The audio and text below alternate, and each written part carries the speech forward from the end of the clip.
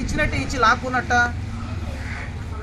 మనకు అర్థం కావాలంటే ఆయన్ని చదవాలి. మనం చదువుతూ ఉంటే పిల్లలు చూసి చదువుతారు. మనం చదవకుండా నువ్వేమో బడికి పోయిండవు, నువ్వేమో స్కూల్లో ఒక పుస్తకం కూడా చదివిండవు, కానీ వీడు మాత్రం రోజు ఇంటి స్కూల్ నుంచి రాగానే మళ్ళీ చదవాలి. వీడు నీకు ఉద్యోగం వచ్చిన తర్వాత ఏ రోజైనా పుస్తకం పట్టుకుంటావా? పట్టుకోవు, చదవు. కానీ పిల్లలు మాత్రం చదవాలా. నువ్వేదో పెద్ద అన్ని చదివేసినట్టు జీవితంలో 20 సంవత్సరాలు 30 సంవత్సరాల్లో అన్ని పుస్తకాలు చదివేసిన ఇంకా చదవడానికి ఏదీ లేదన్నట్టు నువ్వు బిల్డప్ ఇస్తూ ఉంటావు. ఇక్కడ దయచేసి మీరందరూ గుర్తుపెట్టుకోండి, మనం చేయాల్సిన పనులు ఈ ప్రోగ్రాం కంటే ఇంకా చాలా ముఖ్యమైన ప్రోగ్రాం చాలా ఉన్నాయి.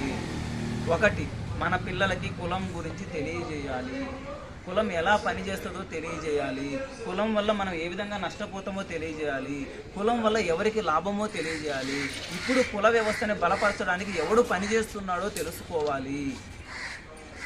రెండవది, రిజర్వేషన్లు అంటే ఏంటో తెలుసుకోవాలి, రిజర్వేషన్లు ఎందుకు 100% అమలు చేయడం లేదో తెలుసుకోవాలి, రిజర్వేషన్లు అమలు చేయడానికి చట్టం ఎందుకు చేయలేదో తెలుసుకోవాలి, ప్రమోషన్స్లో రిజర్వేషన్లు ఎందుకు తీసేసినారో తెలుసుకోవాలి, కొంతమందికి రిజర్వేషన్లు ఉండి కొంతమందికి రిజర్వేషన్లు ఎందుకు లేవో తెలుసుకోవాలి, ఎందుకు ఇప్పుడు కాంట్రాక్ట్ ఉద్యోగాలు మాత్రమే వస్తున్నాయి, పర్మనెంట్ ఉద్యోగాలు ఎందుకు ఇవ్వడం లేదు తెలుసుకోవాలి.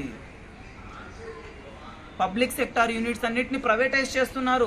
ఇప్పుడు ఏమంటున్నారు, ఇంతకుముందు బ్రిటిష్ వాళ్ళు ఉండేవాళ్ళు, వాళ్ళు ఏమన్నా మనము ఒరే నువ్వు అన్ని దోచుకొని వెళ్ళిపోతున్నావు, మా దగ్గర ఉండేవన్నీ వద్దు వద్దు మాకు నీ నుండి స్వతంత్రం కావాలంటివి. ఇప్పుడు ఏం చేస్తున్నారు, మనోళ్ళు వేరే దేశాలకు పోయి కొరియాకి, జపాన్కి, చైనాకి, అమెరికాకి ఇట్లాంటి దేశాలకు పోయి రండి ఇక్కడ వచ్చి వ్యాపారాలు చేసుకోండి, మేము భూమి ఇస్తాం, నీళ్ళు ఇస్తాం, స్థలం ఇస్తాం, కరెంట్ ఇస్తాం, అన్నీ ఇస్తాం, మా వాళ్ళకి ఉద్యోగాలు, అవి కూడా కాంట్రాక్ట్ ఉద్యోగాలు అంతే.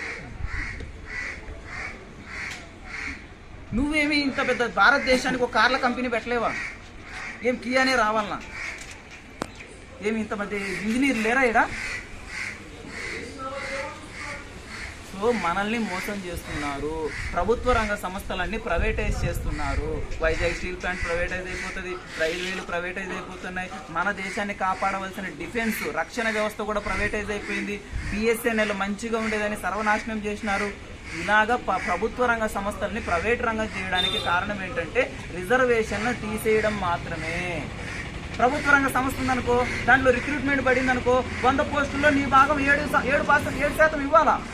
అట్లా కాకుండా దాన్ని ప్రైవేటైజ్ చేసినాం అనుకో, ఇప్పుడు నాకు 1 ఎకరం భూమి ఉంది, దాంట్లో మీకు వాటా ఇస్తానా? ఇవ్వను.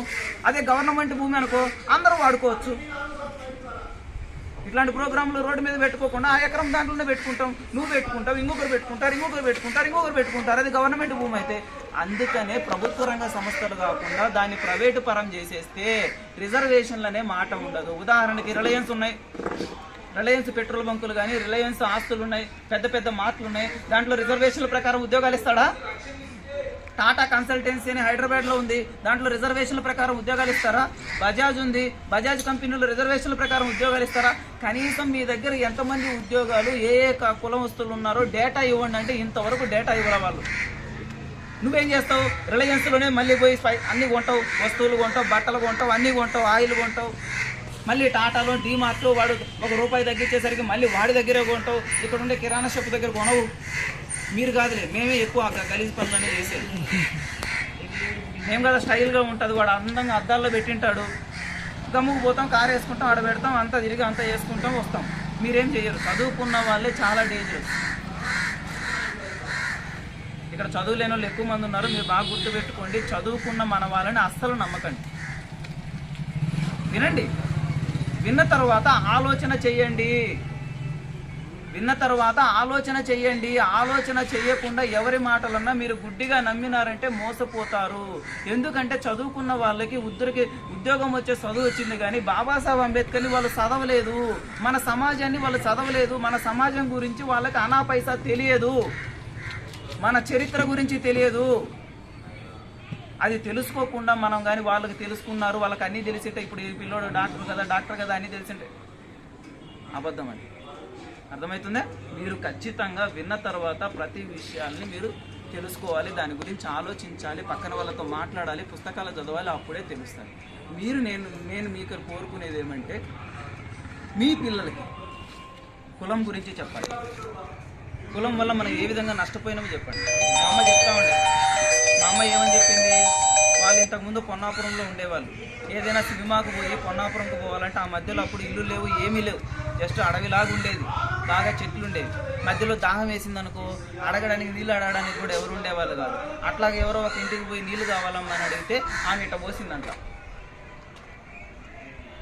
ఇంకా మా అమ్మ కోపం వచ్చేపోయి నీ వద్దు, నీ నీళ్ళు వద్దు అని చెప్పి ఇంటికి వెళ్ళిపోయింది.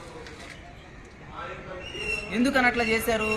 సాటి మనిషిని మనిషిగానే చూడరు. ఇప్పుడు రోడ్డు మీద ఒక బర్రెనో లేకపోతే ఆవో పోతూ ఉంటుంది, దాని ముట్టికి పూజ చేస్తారు, పసుపులు కుంకుమాలు అన్నీ పెడుతుంటారు దాని ముట్టికేమో.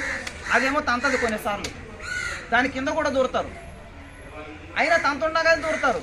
పేడ తింటున్నారు, ఉచ్చ తాగుతున్నారు, యాడికి పోతున్నారు, ఏం తెలుసుకుంటున్నారు? మనిషి అన్నవాడు ఎవడని తింటాడా? ఇప్పుడు టెంకాయ ఉంటుంది, హాస్పిటల్ నుంచి బయటకు వస్తాం గేట్ దగ్గర, ఈయన రోజు చెప్తుంటాడు, కొట్టకండి అయినా టెంకాయ మంచిది తినండి, ఆరోగ్యం బాగాలేకపోతే 50 రూపాయలు పెట్టి నువ్వు కొనుక్కోవాలి, దాన్ని కింద కొట్టొద్దు అంటాం.